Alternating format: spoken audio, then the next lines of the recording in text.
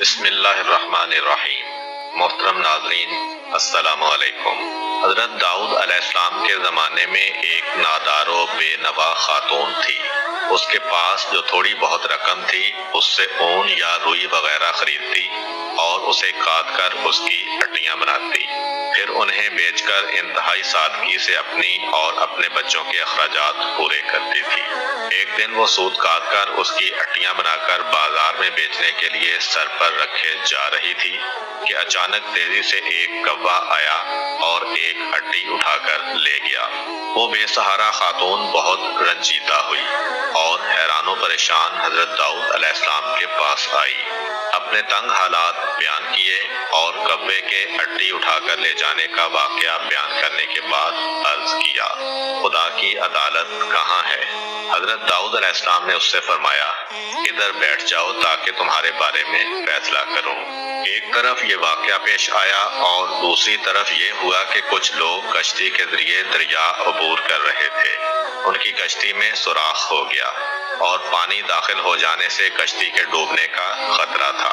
ان لوگوں نے نظر مانی کہ اگر اس خطرے سے نجات مل گئی تو 1000 دینار کسی فقیر کو دیں گے۔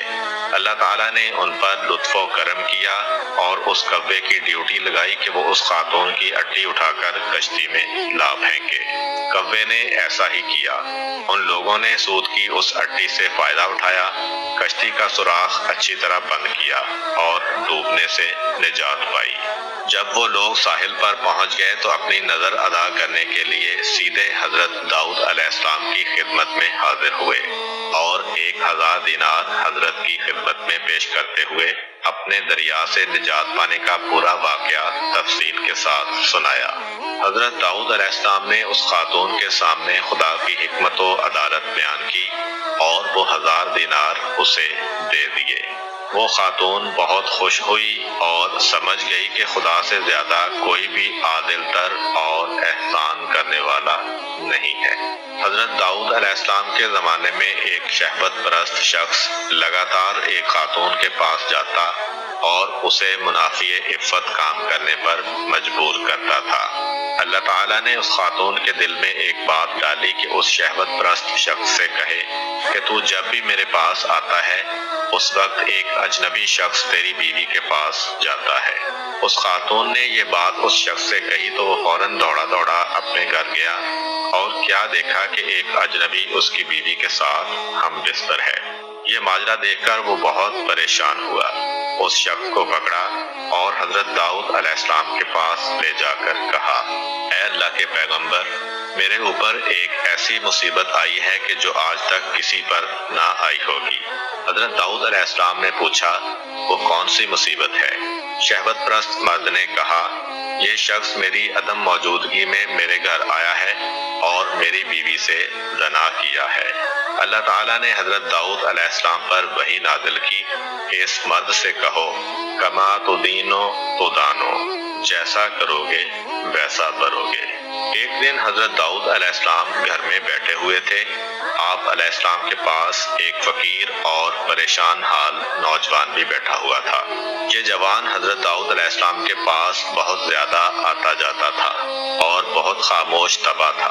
ایک دن حضرت اسرائیل علیہ السلام جناب داؤد علیہ السلام کے پاس آئے اور گہری نگاہوں سے اس جوان کو دیکھا۔ جناب داؤد علیہ السلام نے حضرت اسرائیل علیہ السلام سے کہا، اس جوان کو کیوں دیکھ رہے ہیں؟ حضرت اسرائیل علیہ السلام نے کہا، ہاں، مجھے حکم ہوا ہے کہ میں اس ہفتے کے آخر میں اس جوان کی روح قبض کر لوں۔ حضرت داؤد علیہ السلام کے دل میں اس جوان کے لیے تڑپ پیدا ہوئی اور اس سے کہا، اے جوان، کیا تمہاری بیوی ہے؟ جوان نے کہا، نہیں، ابھی تک میں نے شادی نہیں کی ہے۔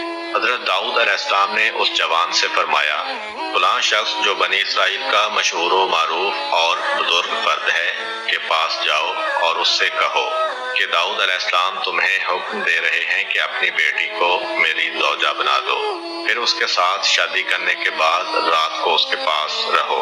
تمہارے زندگی بھر کے جتنے بھی اخراجات ہیں یہاں سے اٹھا کر لیتے جاؤ۔ البتہ 7 دن بعد دوبارہ میرے پاس آنا۔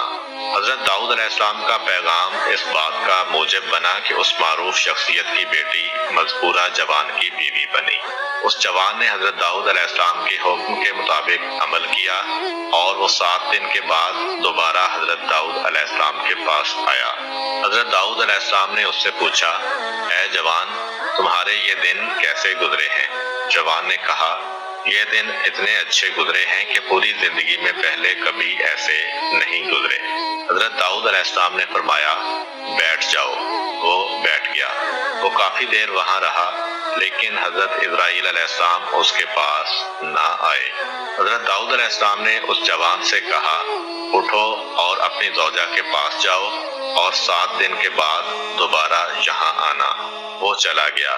7 دن گزرنے کے بعد وہ حضرت داؤد علیہ السلام کی خدمت میں حاضر ہوا۔ تیسری مرتبہ پھر حضرت داؤد علیہ السلام نے وہی حکم دیا۔ وہ 7 دن بعد پھر حضرت داؤد علیہ السلام کی خدمت میں حاضر ہوا۔ اس دوران میں جناب اسرائیل علیہ السلام تشریف لائے۔